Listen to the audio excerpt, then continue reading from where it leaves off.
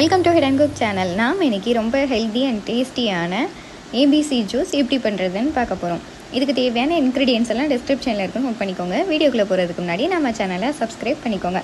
பொதுவாக ஏபிசி ஜூஸ்னால் எல்லோரும் apple, beetroot, carrot தான் யூஸ் பண்ணுவாங்க. ஆனால் அப்படி இல்லாமல் பட்ஜெட் ஃப்ரெண்ட்லியாக ஆம்லா, பீட்ரூட், கோகோனட் யூஸ் பண்ணி ஜூஸ் பண்ண போகிறோம்.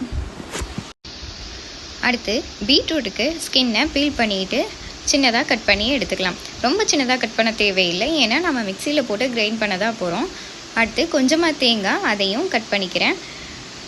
கட் பண்ணிவிட்டு எல்லாத்தையும் தண்ணியில் போட்டு வாஷ் பண்ணி எடுத்துக்கலாம். இந்த ஜூஸ் ஸ்கின் க்ளோ ஆகுறதுக்கு ரொம்பவே ஹெல்ப்ஃபுல்லாக இருக்கும். கண்டிப்பாக மிஸ் பண்ணிடாமல் ட்ரை பண்ணி பாருங்கள்.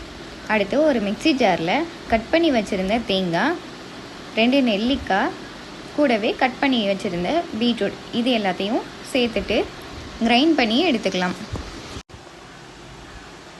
இந்த மாதிரி அரைச்சதுக்கப்புறமா ஃபில்டர் பண்ணிக்கிறேன். தேவையான அளவு தண்ணி சேர்த்துட்டு ஃபில்டர் பண்ணிக்கலாம். நான் இன்றைக்கி 2 கிளாஸ் ஜூஸ் தான் ரெடி பண்ணுறேன். நீங்கள் உங்களுக்கு எத்தனை கிளாஸ் ஜூஸ் வேணுமோ அதுக்கேற்ற மாதிரி பீட்ரூட், கோகோனட், ஆம்லா இது எல்லாத்தையும் எடுத்துக்கோங்க.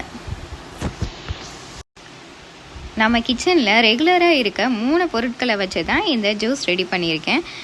இது ரொம்ப டேஸ்ட்டாகவும் இருக்கும், ஹெல்த்தியாகவும் இருக்கும். இதை குடிக்கும்போது ஸ்கின் நல்லா க்ளோவிங்காகவும் ஆகும். ஜீனிக்கு பதிலாக தேன் சேர்த்துருக்கேன். நீங்கள் ஜீனி, வெல்லம், நாட்டு சர்க்கரை இதில் எது வேணாலும் யூஸ் பண்ணிக்கலாம்.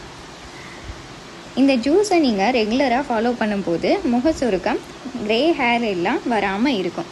ஸோ மிஸ் பண்ணிடாமல் கண்டிப்பாக ட்ரை பண்ணி பாருங்கள். இந்த ரெசிபி உங்களுக்கு பிடிச்சிருந்துச்சுன்னா வீடியோவுக்கு லைக் பண்ணுங்கள், உங்கள் ஃப்ரெண்ட்ஸுக்கும் ஷேர் பண்ணுங்கள். நீங்களும் ட்ரை பண்ணி பார்த்துட்டு எப்படி இருந்துச்சுன்னு மறக்காமல் கமெண்டில் சொல்லுங்கள். தேங்க்ஸ் ஃபார் வாட்சிங்.